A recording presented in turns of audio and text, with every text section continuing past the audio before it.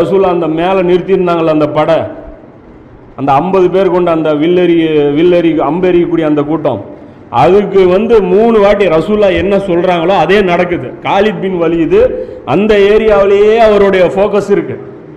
First ஒரு time வர்றாரு, இவங்க அம்பு அடிக்கிறாங்க, ஓடிடுறாரு. மறுபடியும் ஒரு கொஞ்சம் நேரம் கழித்து மறுபடியும் வர்றாரு. 2வது வாட்டியும் இவங்க அம்பு அடிக்கிறாங்க, போயிடுறாரு. 3வது வாட்டியும் வர்றாரு. 3 வாட்டி அவர் ட்ரை பண்ணுறாரு. ட்ரை பண்ணும்போது துரத்தி விட்டுறாங்க. அதுக்கு தான் அவங்க நிறுத்தி வச்சுருக்காங்க. ஆக்சுவலாக ஒரு டவர் மாதிரி அது. இந்த டவரில் இருந்துட்டு ஃபுல்லாக அவங்க ரேடாரில் வச்சு அந்த ஏரியாவை கண்ட்ரோலில் வச்சுருக்கிறது இவங்களுடைய வேலை. அது பண்ணிடுறாங்க. ஆக்சுவலாக போர் நடந்த அந்த நாளை பற்றி சொல்கிறாங்க. 3000 பேர் இந்த பக்கம் படையில் இருந்தாங்க. எதிரியில் பார்த்தீங்கன்னா இவங்க 700 பேர். ஆனால் தெரிஞ்சது எப்படின்னா 30,000 பேர் கூட இவங்க சண்டை போட்டாங்கன்னா என்ன எஃபெக்ட் இருக்குமோ அந்த அளவுக்கு எஃபெக்ட் இருந்தது. 30,000 பேர் கூட மோதுற ஒரு எஃபெக்ட் காஃபிர்களுக்கு இருந்தது. நாங்கள் 3000, அவங்க 30,000 இருப்பாங்களாட்டு இருக்குது அப்படிங்கிற மாதிரி இருந்தது. எதிரிகள் நிற்கல, நில குழஞ்சி போயிடறாங்க. எல்லாரும் விட்டுட்டு ஓடி போயிடுறாங்க. பெண்கள் எல்லாம் கூட ஓடி போயிடுறாங்க. இது பத்ரு போட வர சிறப்பான ஒரு வெற்றி இந்த இடத்துல வரைக்கும். இன்னொரு ஹதீஸில் இதில் முஹம்மதில் வரக்கூடிய ஹதீஸில் சொல்கிறாங்க, காலையிலேருந்து மத்தியானம் வரைக்கும் சுச்சுவேஷன் எங்கள் கண்ட்ரோலில் தான் இருந்தது.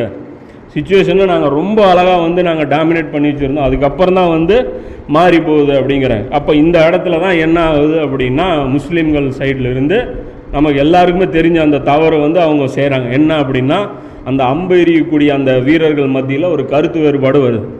என்ன நடக்குது, போர் நபி ஸல்லல்லாஹு அலைஹி வஸல்லம் சுச்சுவேஷனுக்கு வந்துடுது. காஃபிர்கள் எல்லாரும் ஓட ஆரம்பிக்கிறாங்க. எல்லா பொருட்களை கனிமத் பொருட்களை கீழே போட்டுட்டு ஓட ஆரம்பிக்கிறாங்க. ஓட ஆரம்பிக்கிற உடனே எல்லாரும் போர் நின்று போச்சு. சுத்தமாக தாக்குதல் நின்று போச்சு. வெறும் பொருள் அள்ளுற வேலை மட்டும்தான் நடந்துகிட்ருக்கு. இந்த நேரத்தில் என்ன பண்ணுறாங்க, தளபதியுடைய பேச்சையும் மீறி அந்த 50 பேர் என்ன பண்ணுறாங்க, போர் முடிஞ்சு போச்சு, நம்மளும் கீழே இறங்கிடலாம் அப்படின்னு சொல்லி இறங்க போகிறாங்க. அப்போ அவர் சொல்கிறாரு, யார் ஜுபைர் அலியானு சொல்கிறாங்க, வேண்டாம் போக வேணாம், ரசூலா என்ன சொன்னாங்க அதுக்கு நீங்கள் கவனத்தில் வைங்க அப்படிங்கிறாங்க. அப்போ அவர் சொல்கிறாரு, இல்லை போர் முடிஞ்சு போச்சு, நாங்கள் போகிறோம், நீங்கள் வேணால் இங்கே இருங்க அப்படின்ட்டு போயிடுறாங்க. வெறும் ஜுபைர் அலியானுடைய பேச்சு கட்டுப்பட்டு எத்தனை பேர் இருக்கிறாங்க அப்படின்னு பார்த்தீங்கன்னா, வெறும் ஒரு 9 பேர் மட்டும்தான் மேலே இருக்கிறாங்க. மீதி 41 பேர் கீழே இறங்கிடுறாங்க. கீழே இறங்கினோடனே இவர் இங்கே தான் ஃபோக்கஸ் பண்ணிட்டு இருந்தால் யார், காலித் பின் வலீது. ஏற்கனவே 3 வாட்டி ட்ரை பண்ணிட்டார். இதை அவர் மைண்டில் வச்சுட்டே இருக்கிறார். அது வச்சுக்கிட்டு அவர் பார்த்துக்கிட்டே என்ன பண்ணுறாரு, அவர் போய் அட்டாக் பண்ணிடுறாரு. இங்கே இடத்துல இங்கே சஹாபாக்கள் அந்த பத்ருஸ் அந்த இவங்க செஞ்ச தப்பு என்ன அப்படின்னு பார்த்தீங்கன்னா, இந்த லோக்கல் கமாண்டருக்கு கட்டுப்படாதது இந்த இடத்துல தப்பு. ரசூல்லாவுடைய பேச்சை தப்பாக புரிஞ்சிக்கிறது, சரியாக புரிஞ்சிக்கிறது 2வது பட்சம். ரசூல்லா இந்த அர்த்தத்தில் சொன்னாங்களா, அந்த அர்த்தத்தில் சொன்னாங்களா, அதெல்லாம் அப்புறம். அமீருக்கு கட்டுப்படணும், அதுதான் ரசூல்லாவுடைய ஃபஸ்ட்டு கமாண்ட். இந்த அமீர் அந்த டிசிஷன் கொடுத்துருந்தாருன்னா அமீருக்கு தான் அந்த டிசிஷன் மேலே தப்பு வரும். ரசூல்லாவுடைய இதை அதாவது ரசூல்லாவுடைய பேச்சை புரிஞ்சிக்கிறதுக்கு இவங்களுக்கு ரைட்ஸே கிடையாது. அதாவது இறங்கி போகிறதா ஏறி போகிறதாங்கிற அந்த டிசிஷன் எடுக்கிறதுக்கு இவங்களுக்கு ரைட்ஸே கிடையாது. ரசூல்லாவுடைய ஹதீஸை நாங்கள் அப்படி புரிஞ்சுக்கிட்டோம், இப்போ புரிஞ்சிருக்கவே கூடாது உங்களுக்கு. அதுதான் இந்த இடத்துல அவங்க தப்பு பண்ணியிருக்காங்க. அப்போ அந்த இடத்துல கமாண்டரை தான் இவங்க ஃபாலோ பண்ணியிருந்துருக்கணும். கமாண்டரை இவங்க விட்டுறாங்க. இது மிகப்பெரிய ஒரு தவறு. இதுதான் நமக்கு படிப்பினம்.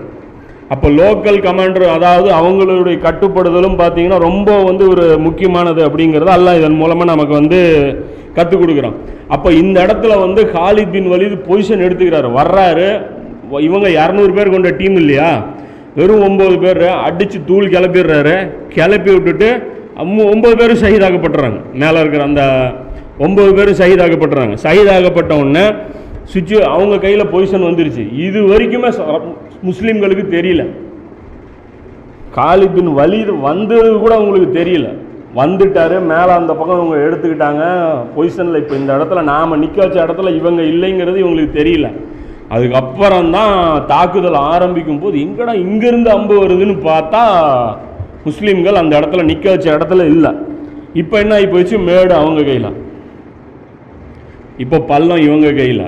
அதுவும் இல்லாமல் எல்லாம் இவங்க போகிற நிறுத்தி பொருள் எடுக்கிற இந்த வேலையை செஞ்சிட்ருக்காங்க. கையில் எக்யூப்மெண்ட்லாம் கிடையாது. அப்போ இந்த நேரத்தில் அப்படி வெற்றி தோல்வியில் மாறுது. இதை பற்றி குர்ஆன் ரொம்ப டீட்டெயிலாக பேசுது. 103வது அத்தியாயத்தில் 124லேருந்து 180 வரைக்கும் பார்த்தீங்கன்னா வசனம் அதெல்லாம் ஃபுல்லாக படித்தோம்னா ரொம்ப டைம் ஆயிரும். அதெல்லாம் தஃப்சீரில் எங்கேயாவது பார்க்கும்போது இன்ஷால்லா அதோடு அது பார்த்தோம்னா அது ஒவ்வொன்றும் போகிறது. ஏன்னா அல்லாவுடைய கமெண்ட்டை ஒவ்வொன்றும் அந்த இடத்துல ரொம்ப முக்கியமான அட்வைஸ் எல்லாம் கற்றுக் கொடுக்குறான். அதை எடுத்து வீட்டில் வேணால் போய் பாருங்கள். 3வது அத்தியாயத்தில் 124லேருந்து 180 வரைக்கும் பார்த்தீங்கன்னா சுப்ஹானல்லாஹ் அந்த அளவுக்கு அட்வைஸ் இருக்கும். எல்லாம் இந்த உலக வாழ்க்கையை பற்றி எவ்வளோ தெளிவாக எல்லாம் அந்த இடத்துல விளக்கியிருப்பான் பாருங்கள். அப்போ இந்த இடத்துல என்ன பண்ணுறாங்க, எல்லாம் வாங்கி உல்ட்டாவாயிருது. முஸ்லீம்கள்லாம் அடி வாங்க ஆரம்பிச்சிடுறாங்க. இப்போ என்ன ஆகிருது, இந்த படையெல்லாம் ரசூலா நிறுத்தியிருந்தாங்கல்ல சிஸ்டம், ரைட் சைடு நீட்டில் கமாண்டரு, லெஃப்ட் சைடு நீ கமாண்டரு, ஃப்ரண்ட்டில் நீங்கள் இருங்க, பேக்கில் இவங்க, எல்லாம் கொலாப்ஸ் ஆயிடுச்சு. யார் எங்கே இருக்கிறா ஒன்றுமே தெரியல, யார் லீடரு, என்ன நடக்குது ஒன்றுமே தெரியல. ஏன்னா மைண்ட் செட்டு டோட்டலாக சேஞ்ச் ஆகி போச்சு. இப்போ ஆன உடனே சரியான உயிரிழப்பு, 70 பேர் ஷஹீதாக்கப்படுறாங்க. முஸ்லீம்களில் 70 பேர் ஷஹீதாக்கப்படுறாங்க.